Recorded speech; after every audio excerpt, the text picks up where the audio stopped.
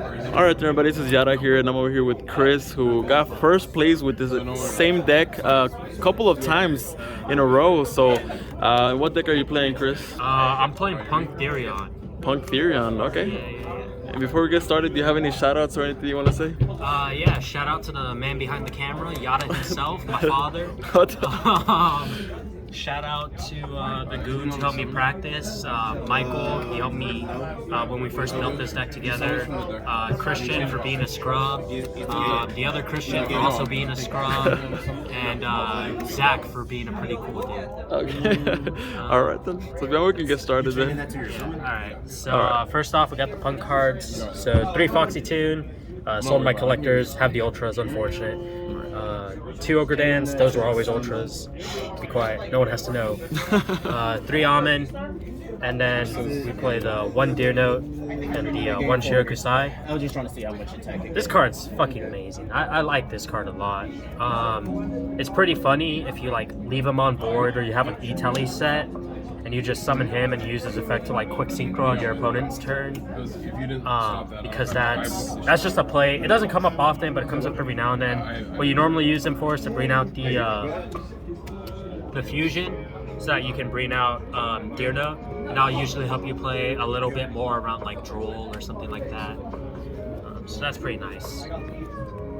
Or like if you hard open Foxy Tune, it just makes Foxy Tune a starter as well. Right. So, for more like punk cards, Punk Emergency Teleport, you know how it is. Just bring out Almond, another copy of that. And then Punk Synchron. This is pretty good. My favorite part is normal summoning Punk Synchron. Having to go for that route into a 1.5 card access code. Comes up every now and then. It's especially funny when I have to link this off and then I bring out Regulus because my opponent never expects that. Speaking of the king, we got 2 of him right there. Only 2? Yeah, we only need 2. We don't want 3 because usually I have a decent amount of punk cards. But if you play too many, you break on them a lot. And you'd rather see 3 Lily instead of 3 of the Regulus. Just because your main targets for equips are other Therions, with the exception of Kane, where you can target like Hulk, Formula, or Jet Synchron. But you'd still rather see like your other Therion names and then eventually like either mill this or search it off of Coliseum. So then you play 3 of the Searcher. So Lily. Lily's nice. She gets you a little card that helps you play around Droplets and Dark Ruler. And we have the 1 Bull and the 1 Foom. I play 1 and 1. I'll side 1 out depending on if I know I'm going first or second. I'll side this out if I know I'm going second, and if I'm going first, I'll keep it in and side out Bull. But they're both pretty good cards. I like Bull a lot, especially because he can target, where is it? Deer Note, since they're both warriors. And then if you use his effect to pop himself while Deer Note's equipped, Deer Note will still get its effect to reborn a punk. So it's like free value right there. It's an interaction that comes up a lot, and I feel like you should know it. When I summon, I add a ritual monster. For the Therion spell traps, we have 3 Disc Coliseum, one of the best cards in the deck. This card's amazing. Helps you protect some of your monsters, gets you follow-up, searches you more cards. Then we have 3 of the Endless system. This card's also really good. Foolish Burial to help get some Therions engraved. If you mill it off like a Pepega ruler or a vampire, and you have another Therion in graveyard, this can also, just help you get that Therion back in hand for some free advantage. Helps with your grind game if you send it off Coliseum. And it's just a free discard in general and free recursion. So that's nice. And then for the last 2, we play 1 charge for free pluses, and then 1 stand-up. I don't like multiple of this. I feel like 1 serves me just fine. You search it when you want it. If you draw it, can help you get like a free Therion in graveyard and help you dig deeper. Stand up is what I'm usually searching off of Willie, because if I'm going for the Calamities play, I only do it if I know I can guarantee follow up and play around Droplet and Dark Ruler. And this card does it all, right? It does both of those things. I don't think you can respond. So that's nice. I think it would have to be when I activate it. Then for the hand traps, we have Because after this goes the generic ones, right? Hold up. There it is. 3 Ash, pretty standard. 3 Valor, again, pretty standard. Don't play Imperma, play Valor instead because you can bring it off Hulk. Another light target for Pega Ruler as well. Speaking of light targets, 3 Ghost Ogres.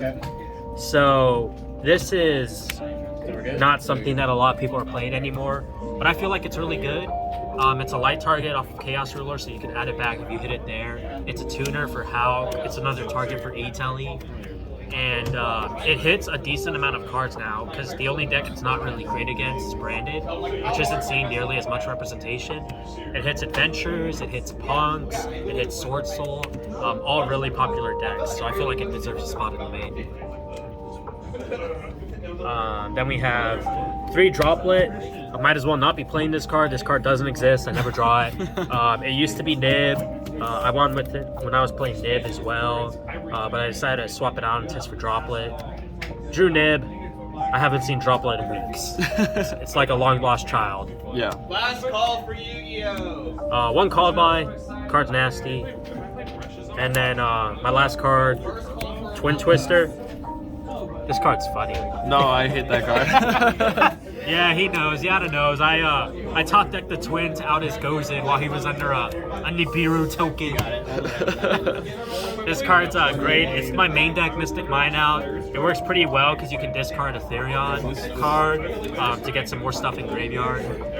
So it works better than like Cosmic or Harpies. And that's really the only reason I play it. Helps with like specific back row matches too, game 1 if you draw it.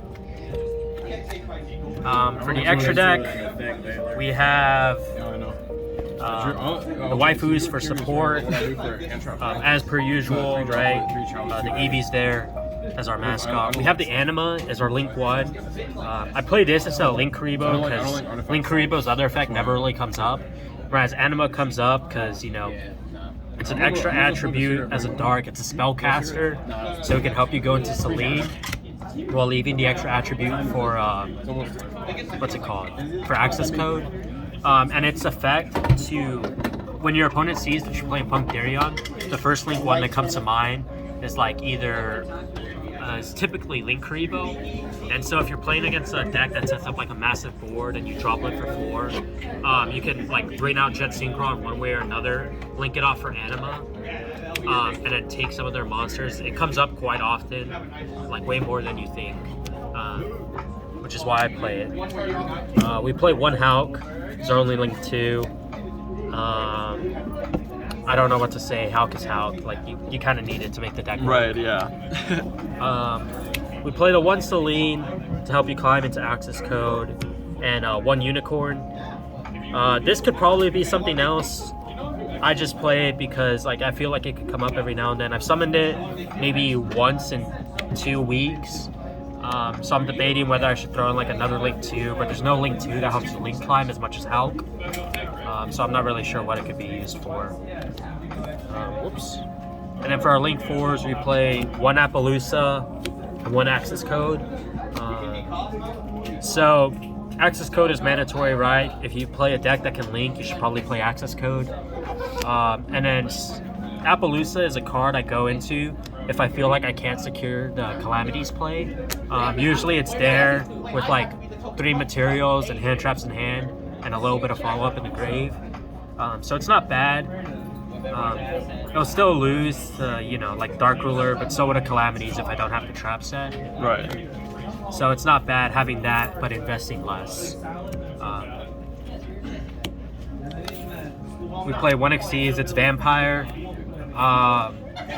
So a lot of people don't like this card because, you know, most decks play out the grave nowadays, but I feel like that's not really an issue. So I'll make this every now and then.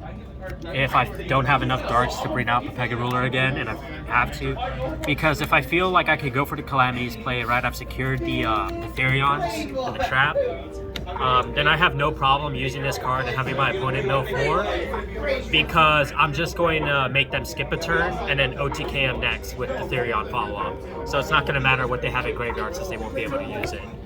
Prime material is Drytron. I don't give a shit if I like make them hit all 4 names off of Drytron. Like it's whatever. They're not gonna play. Yeah. For the synchros, we have Formula, Summonate off Hulk, another machine for regular. It's pretty neat. Chaos Ruler, nice card. It's alright. It's alright. Yeah, it's not bad. It's not bad. Could be better, you know. Could say painful choice. But I mean, you know, Foolish 5 off the top. Yeah, exactly. It's like needleworm mess, but exactly. You know, you can make it on turn 1. Hot Red for the Chaos Ruler helps you go into Calamities. We play Baron. We don't go into Baron nearly as much as like the Adventurer version does, but we do make it every now and then. If I don't go for the Calamities play, I feel like I don't need to, but I still have like 8s on board. Then Formula plus an 8 makes Baron, which is another negate, which is nice. My favorite card in the extra deck, personally speaking, Amazing Dragon. This card's funny. Usually it's like a bounce 2, because you'll have Amin and maybe like Ogre in the grave. Sometimes it's a bounce 3, because you also have Shirakusai, which is really nice. If you make it on your opponent's turn, you bounce their cards, and then it lives till your turn. It's also a free monster reborn to get you more punks and help you extend kind of and play again even more through that. Right. I like this card a lot. I feel like it should be played because it comes up quite often. The other level 11, kind of weird playing multiples, but we have Punisher. This card's too good not to play, right? This says Towers. Half the decks out there, like a lot of rogue decks, can't really out this. Some meta decks make them like waste their battle phase to out this. Just a pretty nice card overall. Pretty tough to handle. Big boy himself, Calamities, the win con. He's nice. He's not like the be all end all, because I only go for him if I can secure follow up, because otherwise there's no point. Right. Yeah. Because if I can't kill my opponent, then don't just kill me back. Yeah. It's just a 4K beat stick. But he's nice if you make your opponent skip your turn and then you bring out like 2 other Therion monsters. That's typically enough for game. And then we have the fish.